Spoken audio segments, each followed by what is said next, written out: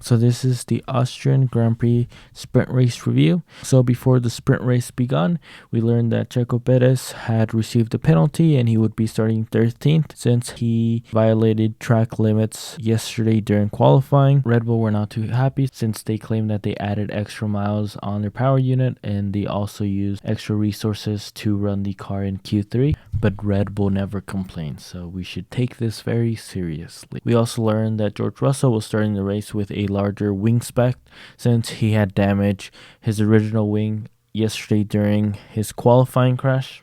So during the formation lap, we saw that Fernando Alonso still had his tire blankets on. We later learned that he had an electrical issue preventing him from starting the formation lap. He later had to retire. It was disappointing for Alonso since he was starting 8th place. We also had another interesting incident during the formation lap, which was Zhou Guanyu. His car shut off before the end of the first formation lap, causing all the cars to do a second formation lap. So at the start of the race, we saw contact between Lewis and Gasly before turn 1. Lewis was not able to prevent the contact with Gasly since Gasly just cut him off. We also saw hard racing between both Ferraris, allowing Max Verstappen to take an easy win since they were too busy battling between each other. Later in the sprint race, we also saw Alex Albon get a 5-second penalty for forcing Lando Norris off the track. Personally, I don't know what to think about this. Last race weekend, we saw Perez, Leclerc, and Hamilton force each other off the track. Although not all incidents are similar, it is hard to see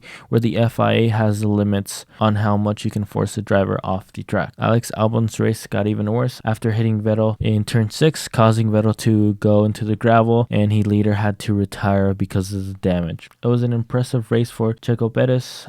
We saw him go from P13 to P5. It was not a surprise since the Red Bull looks extremely quick on these straights. It was an amazing sprint race for both Hasses since they managed to stay in the top 10. During the sprint race, we saw Lewis catch up to Mick Schumacher and we saw some impressive battling from Mick. Mick was helped by the DRS of Kevin Magnussen, which allowed him to stay in front of Lewis for a few laps. Later, we saw Mick Schumacher drop out of the DRS zone of Kevin Magnussen, allowing Lewis Hamilton to pass one of the Hasses, but he was not able to pass both of them.